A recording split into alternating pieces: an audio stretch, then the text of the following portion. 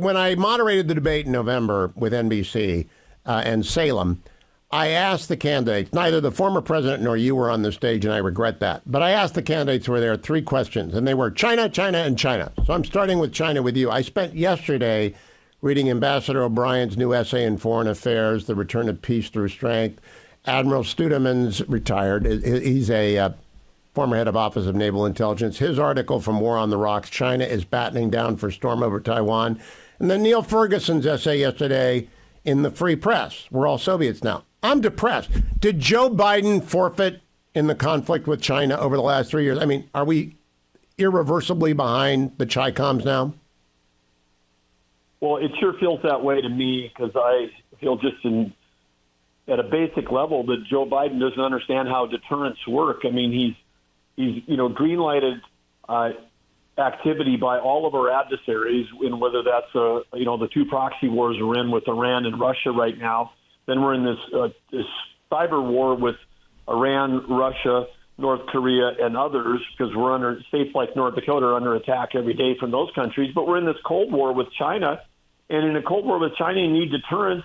And Joe Biden is not a deterrent. Joe Biden just keeps green-lighting stuff, and he's not supporting our allies. Our allies see that, and so our allies have to hedge their bets that America's not going to be there. And so he's weakening our whole allied defense network that we have.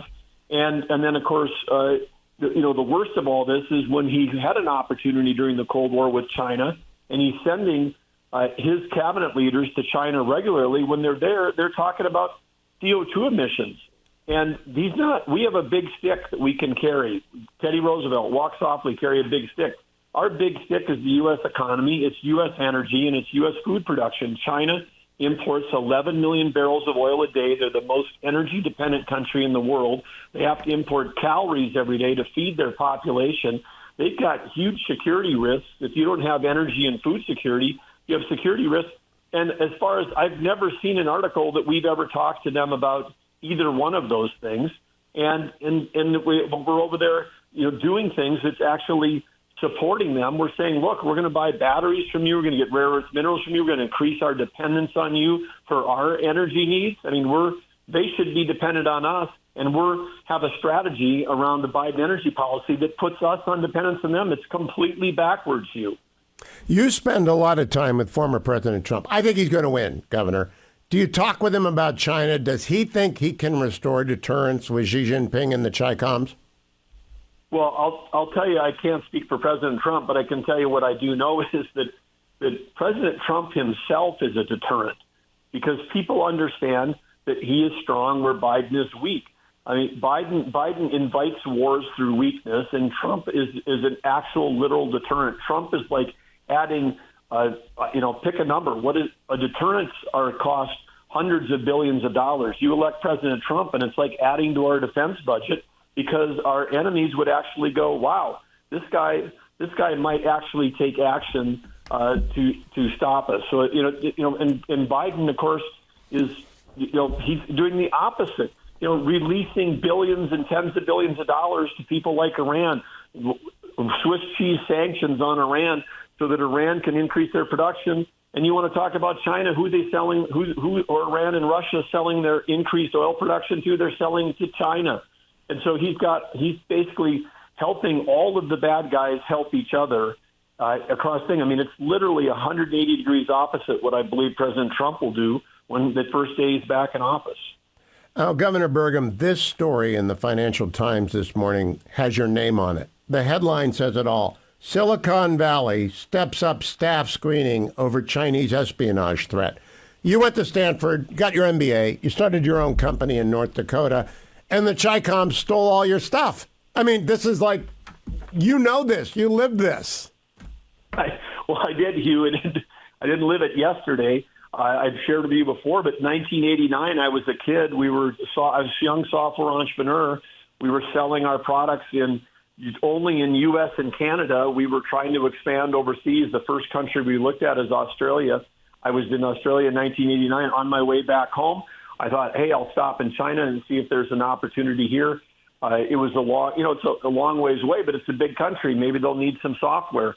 And I'm there, and they said, hey, they're selling U.S. software in a street market. And So I go down there, and I, of course, expected to see some of the big names of the time, like Lotus 123 and other products that may be, stolen there. But I said, as a joke, I said, "Do you have Great Plains software?" They said, "Right over here in a street market for $1 a disc." They were selling, for $1, they were selling a $5,000 module of our software. I mean, great, general ledger, accounts payable, accounts receivable, $1 each, $25,000 of software for $5. So they have stolen every piece of software that I've ever made, and my software career continued right up to the day before I, became governor of North Dakota back after the 2016 election. So I mean, I watched these guys steal everything, and in every company I've ever been involved with, multiple companies selling software around the world, China just steals our IP, and so it is not a surprise to me. And now with the threat of TikTok, which we banned in North Dakota on all state devices several years ago, it's even worse because obviously they're using it. They change their algorithm, they dial it up, and I think there's a direct connection between TikTok and what you see on our campuses today, because the multiple amount of information that's pro-Hamas on TikTok versus that would support Israel is just dramatically unbalanced, and it's influencing a generation of our young people. Now, the left wing attacks Donald Trump because he's on TikTok right now, like they are. Well, we're not going to unilaterally disarm in this election before, we being Republicans. I hope he uses TikTok and then cuts it off on January 20th and bans it. Governor, if I can switch subjects with you, I want to talk about the border. Joe Biden declared an amnesty for millions of people yesterday. At least 10 million people have crossed the southern border under Joe Biden. How worried are you about domestic terrorists hiding among those 10 million? Doesn't have to be many. It could be 20 out of 10 million. I don't know how we find the needles in the haystack, but how worried are you about that? Well, I'm very worried, Hugh, and you're right. I mean, it was, 20 people that were behind 9/11 executing that across, 4 different attack vectors on one day. So it is a huge threat. And, of course, the thing that's disturbing to me as someone who, understands and believes in states' rights, I mean, the federal government's got limited scope of authority, and the rest is deferred to the states or the people, as you know. But one of the things the federal government is supposed to do is national security, which includes border security, and they're not doing it. And I've been down to the border more than Vice President Harris, more than Biden has been down there, because we've had, during Biden's time in office, we've had North Dakota National Guard troops deployed at the border. And as Commander-in-Chief, I'm down there, and I'm not down there like Gavin Newsom doing the selfie videos. I'm down there talking to our troops that are doing the work. And one of the things that our troops were doing, they were in charge for a year of flying night missions, trying to stop the cartels. We were flying Lakota helicopters from the San Diego coast all the way over to the Gulf Coast. And there are so many gaps in the border where the bad guys take down our surveillance. We have people, and then we don't even have video of it. And so these are we've got the thing they call the gotaways, which the Customs and Border Biden administration puts that number out there with the millions of gotaways. But there's another thing, which is the unknown gotaways. They disable the cameras. There's a blind spot, and they surge people across when we're not looking. We don't know how many people have come across. If you're a bad guy, if you've got terrorists, we keep talking about how the number of apprehended terrorists that have gone up, and it's gone up hugely under Biden. Well, those are the dumb ones. Those are the people that are coming across where they can get caught. The smart terrorists, which there's, I'm sure, plenty of them, are coming across places where we don't even have eyes. So we literally do not know how many people have come into the country. We know people have come from 140 countries. We know that there are hundreds of people on the terrorist watch list. But, Hugh, we do not know. The possibility of a 9/11 event occurring on our soil with people who have come in under Joe Biden has increased dramatically. There's just no doubt about it. All right, Governor, I want to switch to Israel, because the headline in the Times of Israel this morning is that the United States has paused 50 F-15s. Prime Minister Netanyahu went on video yesterday and complained that Israel is not getting the weapons we promised them. And the White House responded by having a fit and canceling meetings with Israelis. What do you make of what Joe Biden has done to Israel, and what would the Trump policy be, as you understand it, towards Israel? Will he return to no daylight and back to the Abraham Accords? Well, nobody's been stronger supporting Israel than President Trump. We all know that, and it's like, even you mentioned canceling the meetings tomorrow. The meetings tomorrow, it's the second time they've been canceled, and these meetings are for our intelligence experts to meet with Israeli experts to talk about the fact that Iran is moving further and further, closer and closer towards having a nuclear weapon, that seems like an existential threat. That is an issue that is for the very threat of Israel itself if Iran has a nuclear weapon. And so I, again, feel like that the Biden administration, when they're doing some of the stuff, they're negotiating for the terrorists. People get upset when I say that. But if you were negotiating on behalf of Israel, you would say, hey, we can have a ceasefire, Hamas, and you can have it tomorrow. All you have to do is release all the hostages. That has never been said by the Biden administration. Instead, they draw a red line in the sand for Israel as opposed to drawing a red line in the sand for Hamas. They propose peace talks, and then they propose that Hamas is going to have a seat at the table like they're a Democrat country, like they somehow they've got a standing the same as a country with democratic elected leaders. It's a terrorist organization. We in the United States, it's a basic thing. We say we don't negotiate with terrorists. The Biden administration keeps negotiating for the terrorists. Governor, yesterday I watched President Biden. I played the entire audio, all 12 minutes of it, when he declared amnesty. It's very unnerving. The president is infirm. Do you think he's infirm? Yes, and I've had an opportunity to see that firsthand. I feel that there's just watching the videos like what you showed yesterday. It's been a decline, but I had an opportunity to see him when the governors were at the White House in February. And my conclusion, having spent 20 plus years in the corporate sector, there isn't a board of directors in America. If you said, hey, we've got to renew a 4-year contract with our CEO, and this guy was applying for CEO, there's not a board in the country that would sign Joe Biden up to be their CEO for the next 4 years. Governor, I don't know what's true. I've heard that you're going to be the vice presidential selection. Doesn't really matter to me one way or the other. I'm going to be for Donald Trump in his vice presidential selection. You'd be a great one. If you are the VP and he turns to you and says, Doug, would you figure out what we need to do about AI? We need it, but we don't need it out of control. How would you go about putting up a regulatory scheme for AI that protects Americans but harnesses the energy of the Silicon Valley that you know so well? Well, Hugh, the first thing for us with the AI is we need to understand this is a fundamental base technology that's going to affect every job, every company, and every industry. And that means communications industry, transportation, educational, healthcare, you name it, legal profession, but it's going to affect defense industries as well.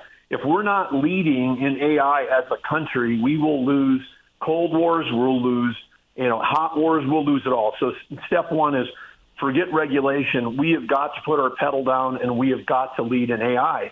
Turns out that AI requires one thing. AI requires a lot of baseload electricity. It requires a lot of power. A search on some of the latest, large language models that are available today that are just remarkable and can, speak 26 languages, write code, create original artwork and music. All of those things, it's like a search like that can take 10 times more power than a traditional Bing or Google search. We do not have enough baseload electricity in our country. Our grid is not stable enough. The Biden administration is artificially driving up the demand for electricity through all of their EV mandates and their whether it's federal buildings have got to go all electric, all the things they're doing are driving it up artificially through subsidies, costing Americans trillions of dollars. But then there's real demand. I was in the tech industry for 30 years. We always, because of gains in efficiency, never took more than 1% of the nation's electrical power for all the computing that was going on. Well, now with AI, we've moved towards 2%, and we could go to 10% by 2030. So you're going to have the first time in 25 years real increases in demand for electricity at a time when the Biden administration is doing everything they can to actually destabilize the grid, shut down baseload in favor of all intermittent, which is their solar wind initiatives. And you can't So build enough Governor, transmission. the key question, if we brought in Palmer Luckey of Anderol and the heads of Palantir and Vanavar and Joe Lonsdale's been on the show, you can talk to them, right? You understand their language. Are they worried about base load of electricity? Is that their concern? Or are they worried about the FTC screwing up their ability to develop? We got like 2 minutes. They are absolutely saying it doesn't matter what the regulations are. If we don't have enough power, we're not going to have AI, period, in our country. And so if you're going to see Silicon Valley coming over and supporting President Trump, some of the names of the people that you mentioned I've talked to, they're all coming over because there's got to be an energy policy that supports us getting behind AI. From a regulatory standpoint, we've got to have some guardrails, but we've got to have a light touch. We can't go and put some stuff up there that builds a walled garden around the people that are leading now, because this is a base technology that's going to lead to 10,000 new software companies or more, just like base technologies like operating systems and databases led to a flourishing of innovation. The way we beat China is that we actually let innovation flourish in our country. They're going to try to control it. It's going to hurt them. At a fundamental level, AI is a productivity tool. It's like software is the greatest tool ever to expand human capability. AI is that on steroids. A country like ours that's got 10 million jobs open in the country, AI helps us. It helps increase our GDP. It helps us have the strongest economy. It helps us stabilize the world. China will have a tough time following us. They have high Governor. Unemployment. Thank you so much. We're out of I appreciate that. That was optimism. I appreciate it. Governor Doug Burgum, thank you.